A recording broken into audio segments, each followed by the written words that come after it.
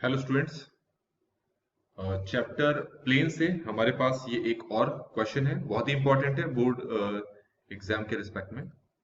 Find the length and foot of perpendicular from the point 7,14,5 to the plane 2x plus 4y minus z is equal to 2।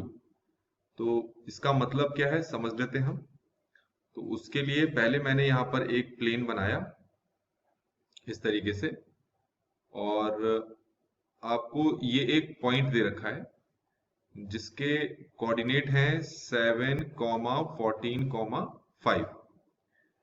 तो आपसे क्या कहा है, इस point को मैं ए मान लेता हूं और ये जो लाइन है प्लेन पे टच कर रही है इसको मैं बी मान लेता हूं।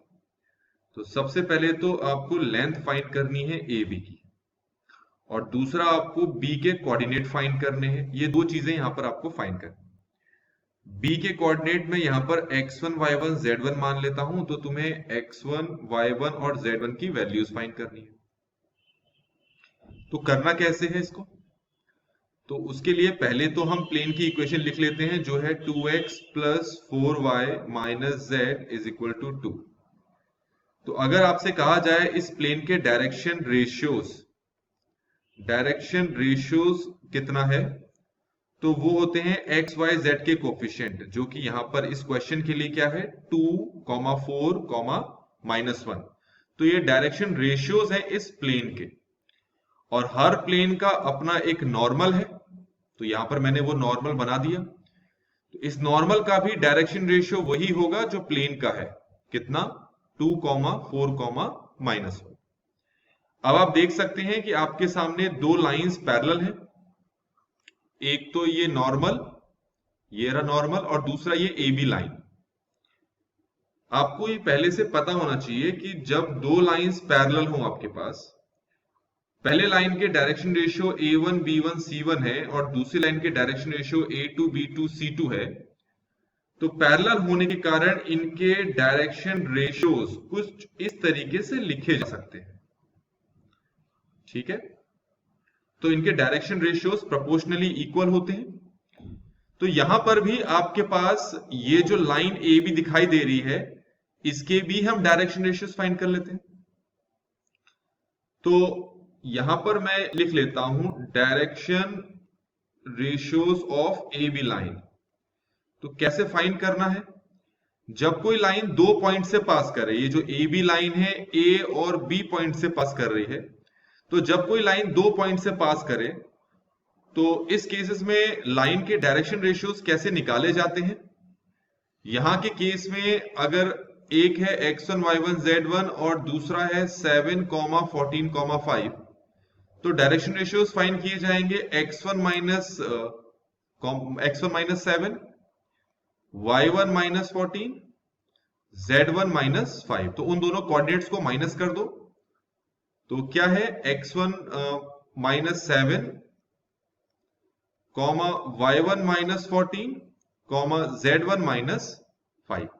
तो ये तो आ गया आपके पास ए बी लाइन के डायरेक्शन रेशियो, और नॉर्मल के डायरेक्शन रेशियो है 2, 4, -1। नॉर्मल के मैं यहां अलग से लिख देता हूं 2, 4, -1। तो क्योंकि दोनों पैरेलल हैं, इसको a1 b1 c1 बोलो और इसको a2 b2 c2 बोलो।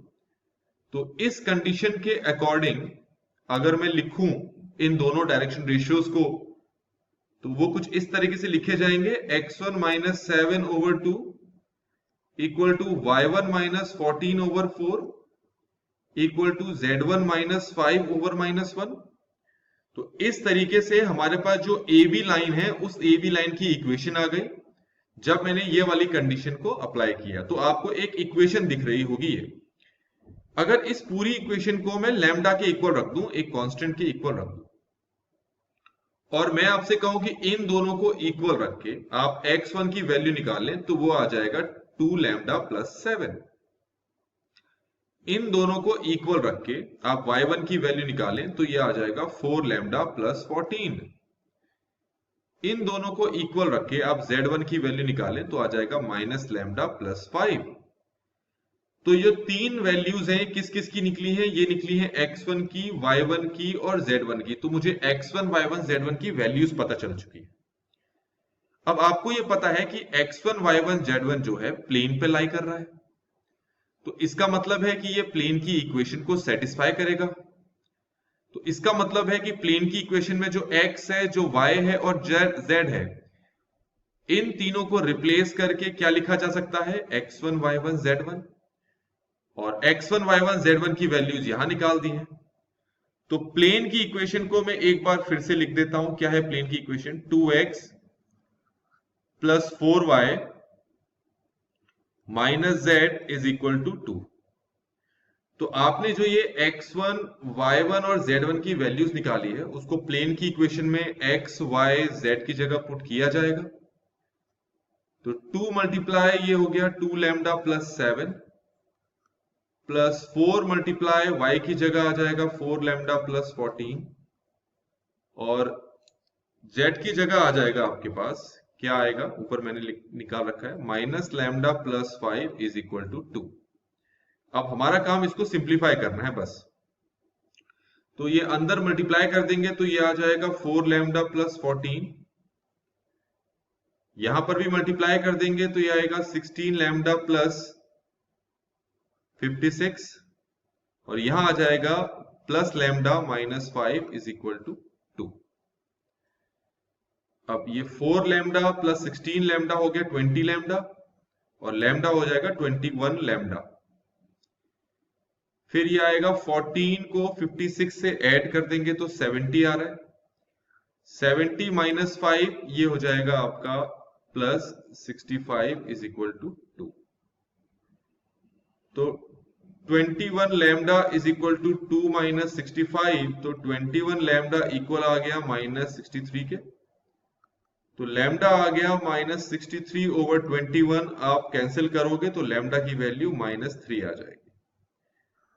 तो ये लैम्डा आ गया हमारे पास। अब एक्चुअल में क्वेश्चन में आपको फाइंड दो चीजें करनी है, एक तो ए बी की लेंथ और दूसरा बी के कोऑर्डिनेट। बी के कोऑर्डिनेट क्या है, x1 y1 z1। तो x1 y1 z1 कोऑर्डिनेट क्या हमारे पास निकले हैं, एक बार देख लेते हैं। x1 y1 z1,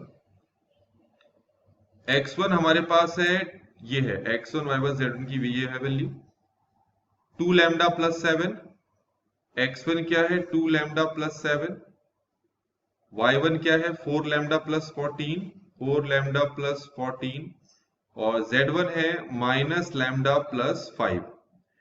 तो इसमें लैम्डा की वैल्यू माइनस 3 पुट कर देते हैं हर जगह, यहां पर और यहां पर। तो 2 मल्टीप्लाई माइनस 3 लैम्डा प्लस 7 जो कि हो जाएगा माइनस 6 प्लस 7, और ये 1 आ गया, तो x1 आ गया 1।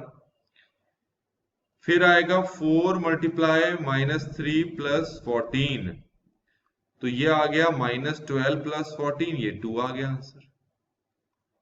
फिर यहां पर लैम्डा की जगह पुट करेंगे तो ये कुछ इस तरीके से लिखा जाएगा, तो ये आ गया 8। तो अब आप देख सकते हैं आपके पास x1 y1 z1 की जो वैल्यूज है वो कितना आ गया, वो आ गया 1, 2, 8। तो एक तो आपको ये चीज फाइंड करने के लिए कहा था, दूसरा आपको ए बी की लेंथ फाइंड करनी है। अब ए बी की लेंथ फाइंड करनी है, उसमें ए क्या है 7, 14, 5। मैं ए बी लाइन को यहां पर फिर से बनाकर दिखाता हूं, ए बी लाइन को। ये रहा ए, जिसके कोऑर्डिनेट है हमारे पास कितने हैं 7, 14, 5। एक बार फिर से देख लेते हैं, यही है 7, 14, 5 है। और जो दूसरा बी है प्लेन पे लाई कर रहा है, ये इसके कोऑर्डिनेट आ गए 1, 2, 8। अब ये जो ए बी लेंथ है इसको निकालने के दो तरीके हैं। एक तरीका तो ये है कि आप डिस्टेंस फॉर्मूले से निकाल लो, जो कि मैं यहां पर निकाल के दिखाता हूं। आपने 10th में भी डिस्टेंस फॉर्मूला पढ़ रखा है, 11th में भी। तो ये कुछ ऐसे लिखा जाएगा 7 माइनस 1 का स्क्वायर प्लस 14 माइनस 2 का स्क्वायर प्लस 5 माइनस 8 का स्क्वायर। 7 माइनस 1 6 होता है, तो 6 का स्क्वायर हो गया 36। ये 12 हो गया, तो ये हो गया 44। ये माइनस 3 है, तो माइनस 3 का स्क्वायर हो गया 6 आपके पास, माइनस 3 का स्क्वायर ये 9 हो गया। अब इसको सॉल्व करते हैं तो ये 180 प्लस 9 और शायद ये स्क्वायर रूट ऑफ 189 आ रहा है। तो ये आपका आंसर है। तो मैंने इन दोनों डिस्टेंस निकालने का एक तरीका तो आपको ये बता दिया, एक तरीका और है, आप उसका भी इस्तेमाल कर सकते हो। उसके लिए तो ये देखो, ये जो प्लेन है और ऊपर ये कोऑर्डिनेट है आपके पास 7, 14, 5। तो इस 7, 14, 5 से इस प्लेन तक का परपेंडिकुलर डिस्टेंस निकालना है। प्लेन की इक्वेशन है 2x plus 4y minus z equal to 2। तो इसको a बोला है मैंने, इसको b। तो ये जो ए बी डिस्टेंस है, इसको निकालने का एक तरीका ये है कि आप यहां पर मॉड लगाओ और इस टाइप से एक लाइन बनाओ। नीचे क्या करना है आपको, जो प्लेन दे रखा है, प्लेन के जो डायरेक्शन रेशियोज हैं या एक्स वाई जेड के जो कोफिशिएंट्स हैं उनका स्क्वायर करो। तो 2 स्क्वायर प्लस 4 स्क्वायर और ये -1 का स्क्वायर। और ऊपर क्या करना है आपने, साथ ऊपर क्या करना है, ऊपर आपने प्लेन की इक्वेशन को फिर से लिखना है 2x plus 4y minus Z minus 2। अब ये जो 7 है उसको x की जगह लिखो, 14 को y की जगह लिखो, 5 को z की जगह लिखो और सॉल्व करो तो देखो क्या आ रहा है आपके पास आंसर। तो ये हमारे पास आंसर कुछ इस तरीके का आ रहा है। आंसर क्या आ रहा है देखिए जरा, ये आ जाएगा आपका 14 और 14 को 4 से मल्टीप्लाई किया तो आ गया 56 और 5 को z की जगह रखा तो -5 -2। अब नीचे क्या है वो भी देखना जरूरी है। तो 2 का स्क्वायर 4 और ये हो गया 16, 20 और ये हो गया स्क्वायर रूट ऑफ 21। आप भी चेक कर लेना एक बार कि यही आ रहा है आंसर। ऊपर तो सॉल्व कर लेते हैं। ये तो हो गया 70, -5 हो गया आपका 65, 65 -2 हो गया 63। ठीक है, और नीचे है आपके पास स्क्वायर रूट ऑफ 21।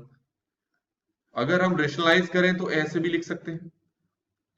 तो 63 रूट 21 ओवर 21 हो गया।